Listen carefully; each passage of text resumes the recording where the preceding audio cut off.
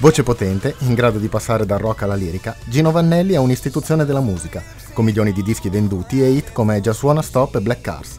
Esce adesso Stardust in the Sand, una raccolta di successi riarrangiati accompagnata da un libro in cui Vannelli racconta episodi e aneddoti della sua quasi quarantennale carriera. This is more or less anecdotes, observations, in some cases some slight regrets, that have something to do with how the songs were written, when the songs were written, what my life was like, and what I thought the world was like around at that time. So it ends up being slightly autobiographical, but more a certain day in a life of an artist.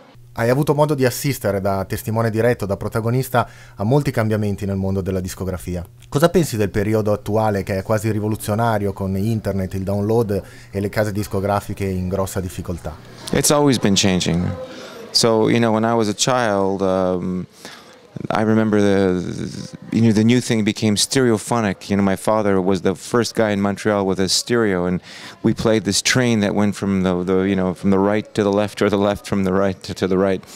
And he said before that his father used to listen to the big, I think it was the Motorola or the Radiola. I'm not sure what the whole system was called, but there was no tweeters. And the minute hi-fi was introduced, his father didn't like it because you heard too much sibilance. So it's always been in the process of changing and evolving.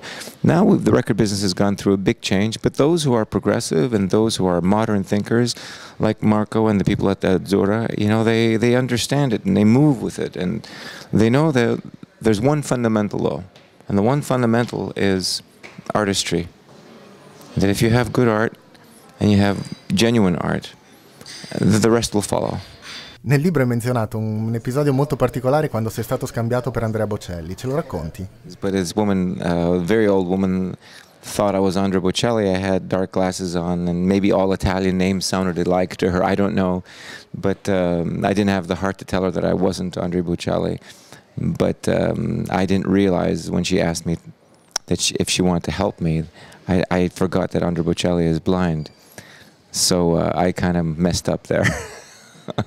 Nel corso della tua carriera hai affrontato molti generi e stili diversi, dal pop rock alla lirica. Si direbbe che per te sia fondamentale esplorare ogni aspetto della musica, è così? Yes, of course I like to explore every side of music. I mean, I love simple music, but I love complicated music too. You know, when I was listening to Bartok's Mikrokosmos, you know, it's very complex, but very beautiful.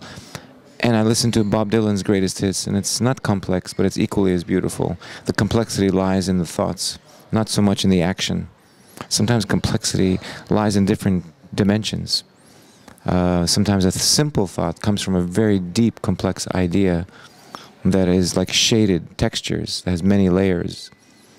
Like a song like Blowing in the Wind, you know? It's so open, it's so big that you can, it's like almost two mirrors facing each other.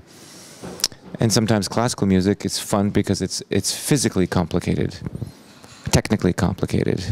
Quali progetti hai per il prossimo futuro? I'm writing a classical album right now, and I'm working on a libretto, a musical. I'm also working on a novel, and I have maybe more stories to tell in volume 2.